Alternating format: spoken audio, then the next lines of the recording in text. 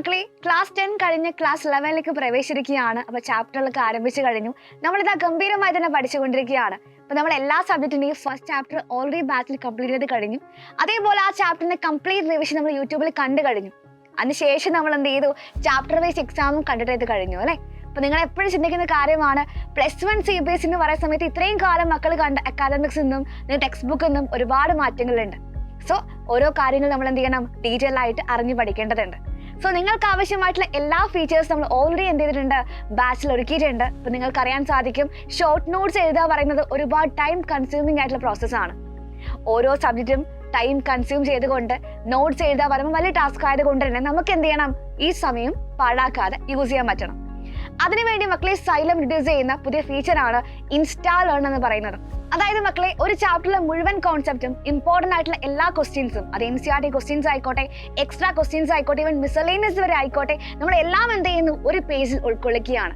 അപ്പോൾ നിങ്ങളുടെ ചാപ്റ്ററിന്റെ റിവിഷന്റെ സമയത്ത് കംപ്ലീറ്റ് എന്ത് ചെയ്യേണ്ട, NCERT ബുക്ക് വായിക്കേണ്ട ആവശ്യമില്ല. നിങ്ങൾക്ക് എന്ത് ചെയ്യാൻ പറ്റും, ഇൻസ്റ്റാ ലേൺ എന്ന് പറയുന്ന ഈ 3-4 പേജ് എടുത്ത് നോക്കിയാൽ മാത്രം മതിയാകും.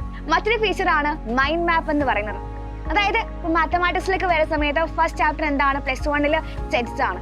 അപ്പൊ സെറ്റ്സിലുള്ള മുഴുവൻ കോൺസെപ്റ്റും അതേപോലെ തന്നെ ഇമ്പോർട്ടൻ്റ് ആയിട്ടുള്ള ഫോർമുലാസ് ഒക്കെ നമ്മൾ എന്ത് ചെയ്യാണ്, ഒരു പേജിൽ ഉൾക്കൊള്ളിക്കുകയാണ്.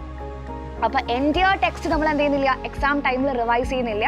പകരം ഫോർമുലാസിന് വേണ്ടിയിട്ട് അല്ലെങ്കിൽ കൺസെപ്റ്റ്സിന് വേണ്ടി മാത്രം നമുക്ക് എന്ത് ചെയ്യാം, ആ ഒരു പേജ് മാത്രം റിവൈസ് ചെയ്ത് പോവാം.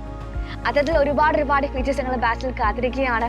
അതേപോലെ തന്നെ ഒരു ചാപ്റ്റർ കഴിയുന്ന സമയത്ത് ഒരുപാട് ഡൗട്ടുകൾ നമുക്ക് ഉണ്ടാവാറുണ്ട്. ആ ചാപ്റ്ററിന്റെ കൺസെപ്റ്റിനെ സംബന്ധിച്ചും അതേപോലെ ക്വസ്റ്റ്യൻ സംബന്ധിച്ചും ഡൗട്ട് ഉണ്ടാവും, സ്വാഭാവികമായിട്ടുള്ള കാര്യമാണ്. അപ്പോൾ ഡൗട്ട് ക്ലിയർ ആയിട്ട് ഇപ്പോൾ പുതിയ ഫീച്ചർ ആയിട്ടുള്ള AI Guru and infinite practice നമുക്ക് എന്ത് ചെയ്യുന്നുണ്ട്, ബാച്ചിൽ ഉൾക്കൊള്ളിച്ചിട്ടുണ്ട്. സോ നിങ്ങൾ ഇത്ര മാത്രം ചെയ്താൽ മതി, ഇനി ഒട്ടും വൈകേണ്ട ആവശ്യമില്ല. എക്സാമിലേക്ക് അടുക്കുന്ന സമയത്ത് ബാച്ചിലേക്ക് ജോയിൻ ചെയ്യാതെ ഇപ്പം തന്നെ മക്കൾ എന്ത് ചെയ്യുക, ജോയിൻ ചെയ്യുക, ഞങ്ങളുടെ കൂടെ പഠനം ആരംഭിക്കുക. നമ്മൾ ഫസ്റ്റ് ചാപ്റ്റർ കംപ്ലീറ്റ് ചെയ്ത് കഴിഞ്ഞു, സെക്കൻഡ് ചാപ്റ്ററിലേക്ക് കടക്കാൻ വേണ്ടി പോകുന്ന സമയമാണ്. ഒട്ടും വൈകാതെ മക്കൾ ഈ താഴെ കാണുന്ന നമ്പറിൽ കോൺടാക്ട് ചെയ്യുക, അഡ്മിഷൻ എടുക്കുക. നമുക്ക് എന്ത് ചെയ്യാം, അഗ്നി ബാച്ചിൽ കാണാം.